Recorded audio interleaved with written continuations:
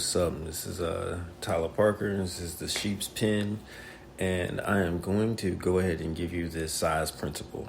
So, the size principle is a concept in exercise physiology that explains the recruitment pattern of motor units during muscle contractions.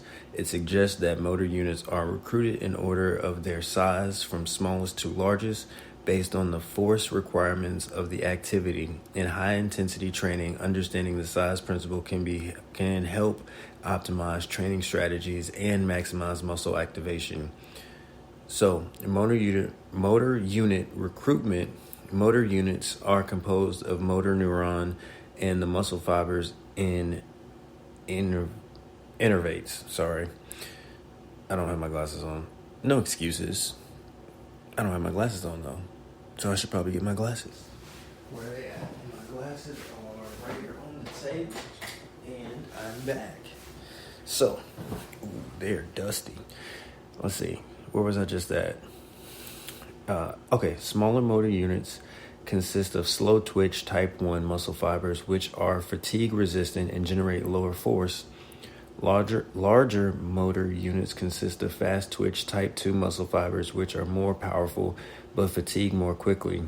Initial recruitment during low intensity activities or exercises, smaller motor units are recruited first. They provide sufficient force for the task at hand without excessively fatiguing the muscles. This initial recruitment is more prevalent in activities like endurance running or low intensity resistance training. Increasing intensity. As the intensity of an exercise increases, larger motor units are progressively recruited to generate more force. This is known as the size principle. High-intensity training aims to recruit and activate these larger motor units to stimulate muscle growth and strength development. Exercises like heavy weightlifting or explosive movements can effectively engage these larger motor units. Muscle fiber activation. By progressively challenging the muscles through high-intensity training, you activate a larger portion of your muscle fibers, including both slow twitch and fast twitch muscle fibers. This can lead to improved strength, power, and muscle hypertrophy. Training adaptations.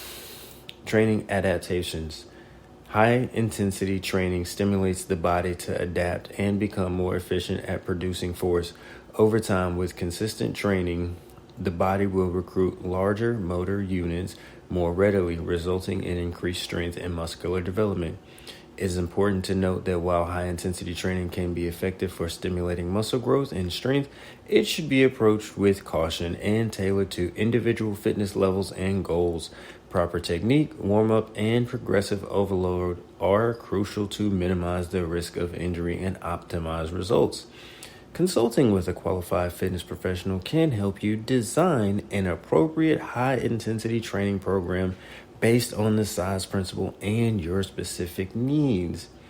Now, let's talk about the difference between high-intensity training and explosive movement training. So high-intensity training is... they're both two different approaches to fitness that focus on different areas of aspects of physical performance, and the similarities are both HIIT and explosive movement training involved high levels of intensity in the workout. Performance enhancement, both types of training enhance physical performance, albeit in a different way. Both HIIT and explosive movement training can be time-efficient workout options, as they often involve shorter durations but with higher intensity. So if you're thinking about high-intensity training, you think about like PX90, your CrossFitters.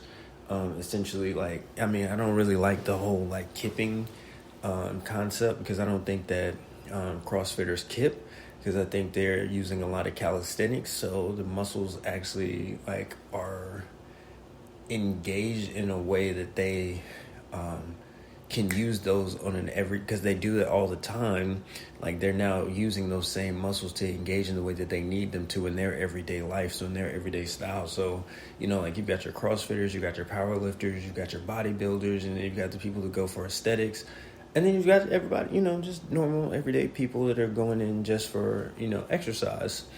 So I think that the difference is one, power lifter. Like I was talking about Shaq the other day on my Instagram, and I was like, he said he was 415 pounds, and I was like, bro, if Shaq was 415 pounds, if you've ever seen like the Atlas stone competition or any powerlifting competition, I was like, bro, like, can you imagine Shaq in that?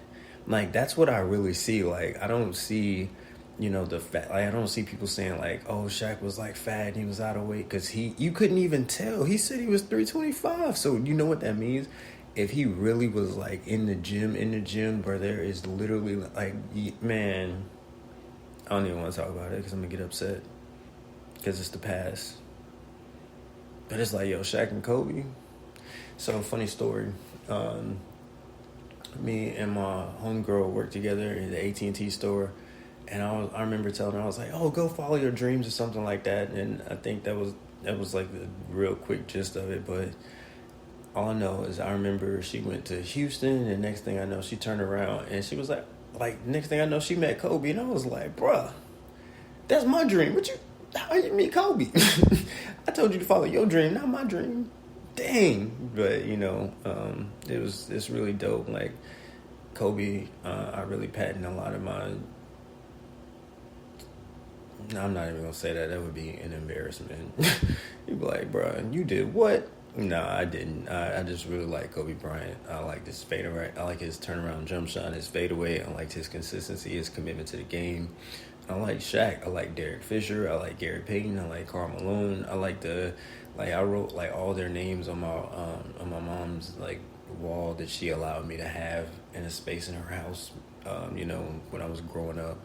And, she was like, what color do you want to paint your room? I think I was a teenager. I had liked the Philadelphia 76ers before I liked the Lakers. I never really watched basketball. Funny story, growing up, my mom had these basketball cards, and she had this Michael Jordan rookie card. And so, she got me a bunch of Bulls stuff. And I really think it's because she lived down the street from him, when they were in Greensboro. He was in high school, she was grown. She was a grown adult. But, it's just okay. She was like, yeah, I used to live down the street from Michael Jordan. I used to see him outside shooting jump shots. I was like, why didn't they have a video camera then? You couldn't have got him to sign some T-shirts, sign some something. How you, bruh, just... Hey, yo, Mike, you remember my mom, bro? Just, remember me. I wasn't even in there, but, remember me, bro. What's up with some season tickets to somewhere? But, yeah, so, long story short, I didn't really have a team because I liked AI, because I felt like he was the little guy, and I was the little guy, because I was 5'3" until my senior year, or junior year. Actually, no, I never had a junior year until my sophomore. No, whatever. I was going to play basketball. I was short. I liked Allen Iverson. I wanted braids. I wanted the headband, wristband. I wanted to be Iverson until I saw Kobe. And I was like, oh, I like that. I like what he's doing there. I was never going to be 6'7", but, I was like, I like that. So Shaq and Kobe and Phil Jackson, and it was like, oh, Phil coached, Mike. They got kind of the same game. Oh yeah, this fits. This literally just fits. So I've been a Lakers fan since 2002. I was a Kobe fan and stuck around because it just feels right. It's I don't know any other team. I know the Charlotte Hornets because I'm from North Carolina, but outside of that, Lakers and Bron. I like LeBron. I do. I really do. I like him as a player, as a man. You know what I mean? For people really come down hard on him because they're like, oh, he doesn't. They're like, oh, he pick up a book and he doesn't read. But I'm like, or he doesn't know the lyrics to songs. I'm like, y'all pick the one thing that he doesn't do. I won't even say well. It's we don't even know the full story, but Like, if he's reading a playbook all the time, or he's reading plays, watching film, or he's doing other stuff, like, and he's been doing it since 18, really kind of stayed out of the way, really just been, like, doing his thing, like, as a family man, as a businessman, as, you know, like, just, like, he's been doing his thing, like, on the court, off the court. It's like, bro, you cannot know the lyrics to songs and win championships, or go to the championship or go to the Eastern Conference Finals for like 9 years in a row. And there are literally teams that have not done that. Like, he's been to the playoffs more than some teams have. Like, I don't think it really like gets enough like. But anyway, and while that's being said, you don't really hear about LeBron being a cancer to the team. Like, he's not the smoker, he's not the drinker, he's not the, he's not the one partying, gambling, doing crazy stuff. Like, like, people, I think what it is that his greatness is so high that there are only certain people that can play with him, because it's like, yo, how do you play with a guy like that? Like, of course they're gonna, like, you're literally playing with a living legend. Like, that got there on his own. So I mean, of course, like, your mindset might not be like, oh, like, I can carry the team tonight if I got the number one leading scorer in the entire NBA, and soon to be probably the whole basketball history. So it's like, and you've led an assist, close. I mean, I don't know where you're at in rebounds, but it's like, bro, what am I supposed to do here? What do you want? It's like, bro, LeBron's in year 21. No, that doesn't matter. He's still LeBron. So I get a lot of it. I get the mentality. It's like people will literally have to walk into the gym that play with him and treat him like he's not LeBron, and that's kind of hard, because it's like, out of respect, how do you do that? So I mean, it would take a D-Wade mindset and somebody with at least, like, I won't even say a similar resume, but at least a resume to come in there and play with him. And people with a resume don't want to go there, because it's like, your resume is going to get compared and it's going to be smushed underneath his legacy because it's so heavy. So it's just like, it's kind of a catch-22 thing. There's some people that might actually want to play with him, but it's like they literally can't because they want to make their own legacy. So it's tough. And everybody got to skill. Everybody in the league is so skilled right now. It's just like, yo, I love it. Anyway, back to the fitness talk. That was some sports talk, but high intensity. So we're trying to get into the difference between high intensity training and explosive movement training. So in the first video, for the seated cable rows, we're kind of doing some explosive movement training where we're kind of getting the momentum to, and I say we because I recorded the video, but my wife actually ended up like doing the audio for it. So big shout out to her for that, because that was a surprise. Like, we were just sitting at the kitchen table and it was just like, hey, will you do this? Will you record this? She was like, yeah, cool, big money. So anyway, we were looking at why is it a good thing to get momentum in some of these lifts? And because explosive movement, you use explosive movement in basketball training and football, because you're trying to activate those fast twitch muscles. And in HIIT, the difference is it's more cardio.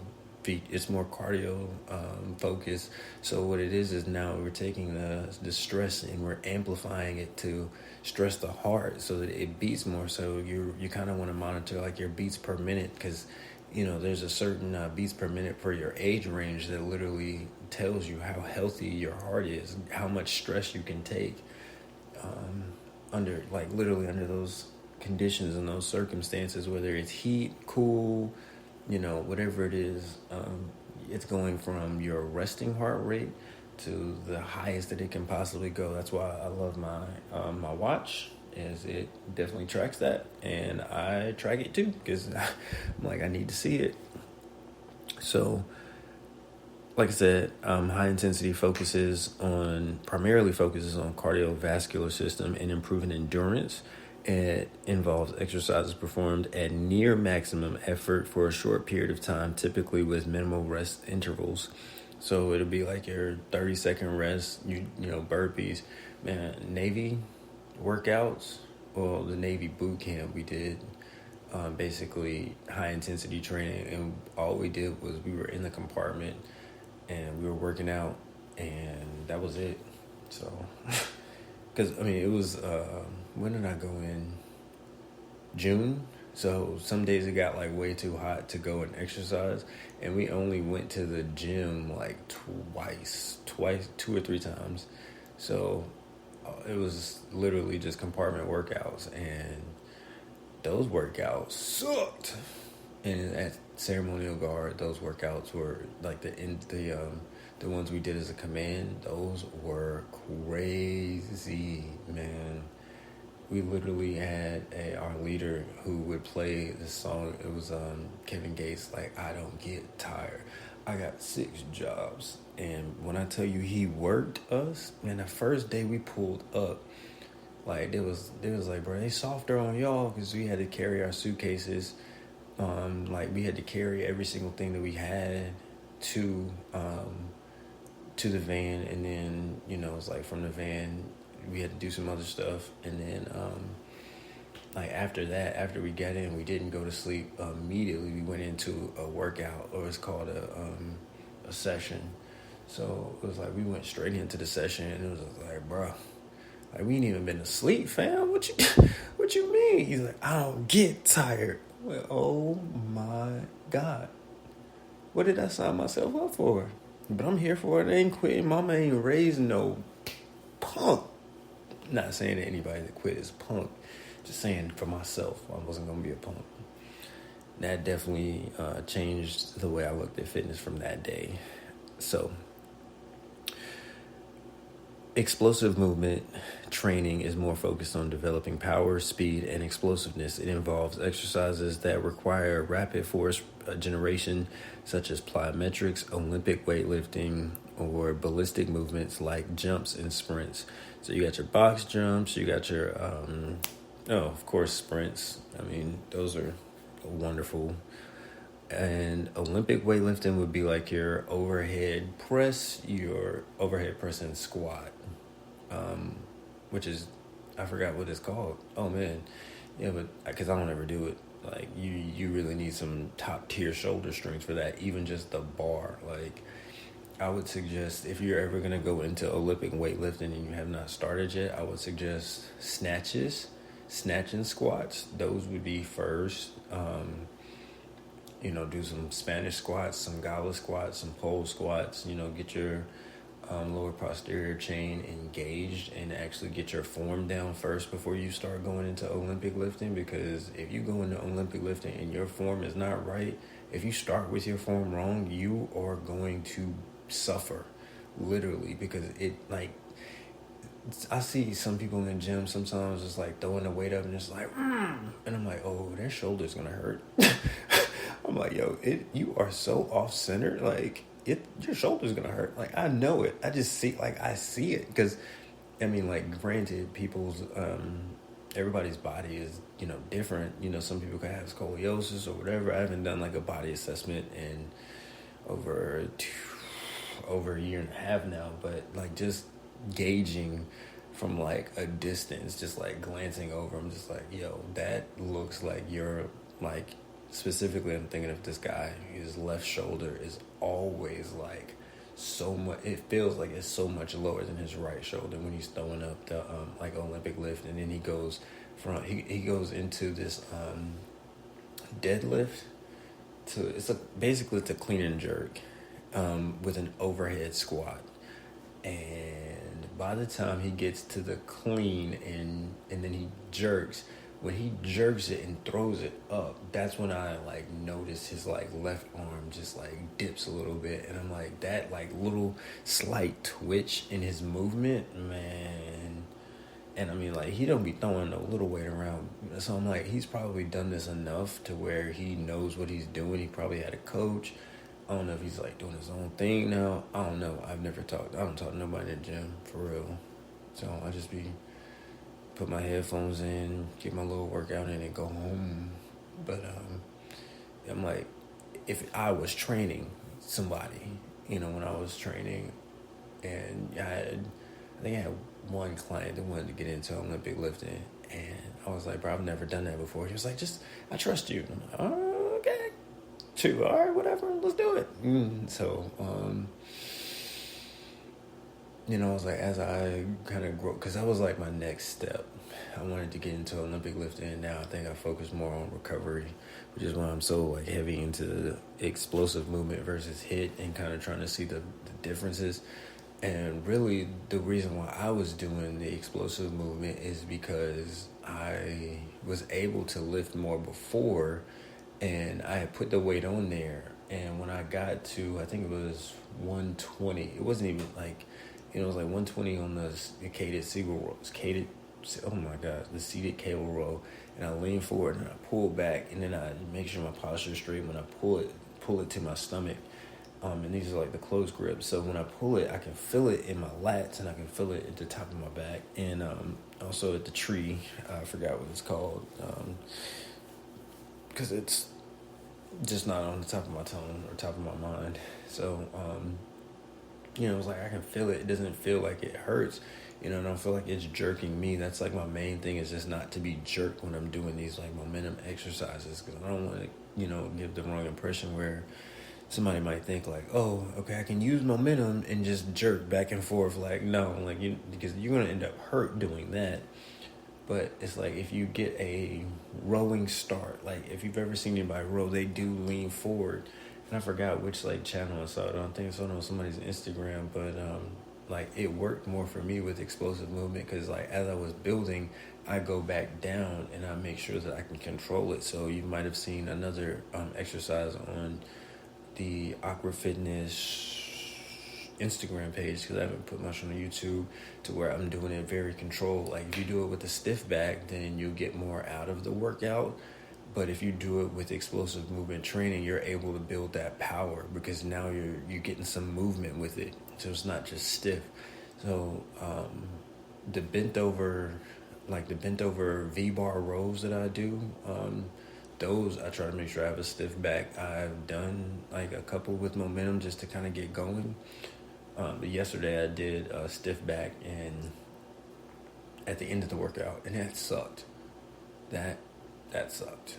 So, but it was good though, because I still feel it. So let's talk about adaptations. So high intensity training primarily stimulates adaptations in the cardiovascular and muscular endurance system.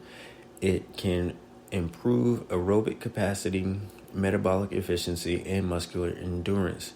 Explosive movement training, on the other hand, focuses on neuromuscular adaptations such as increased power output, faster muscle contractions, and improved coordination.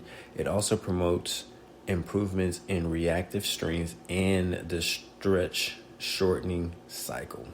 So for me, there's more benefits in the explosive movement training, because I want more power output.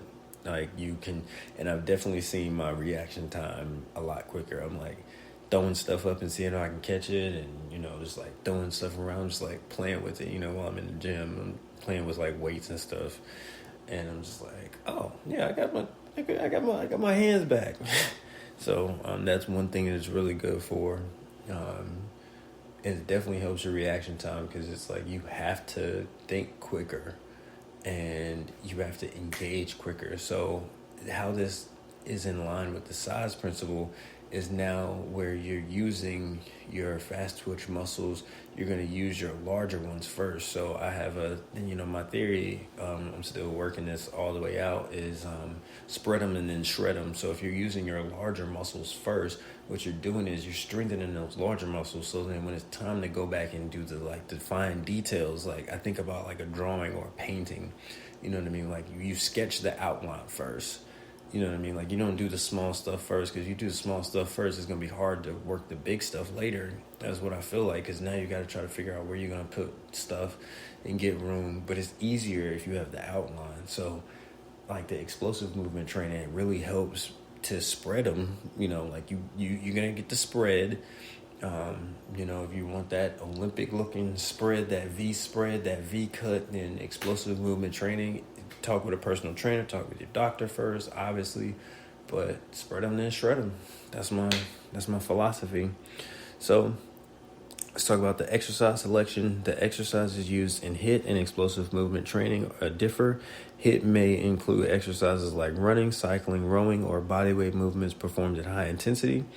Explosive movement training often includes exercises like plyometric jumps, Olympic weightlifting movements, power cleans, snatches. That's what they're called. Power cleans and snatches, medicine ball throws, or sprinting drills.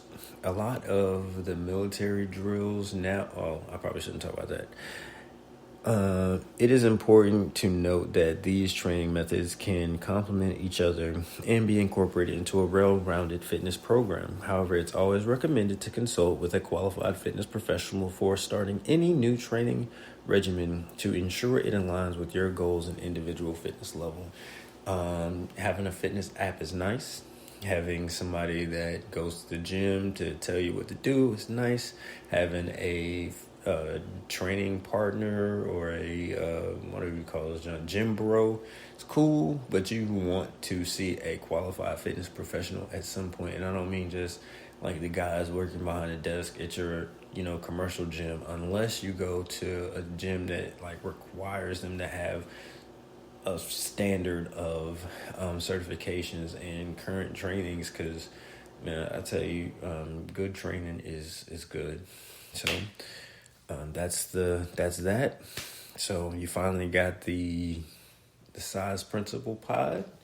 You got a little LeBron talk. You got a little Kobe talk. Got a little Shaq talk. Got a little something for everything. So that's it. Be easy.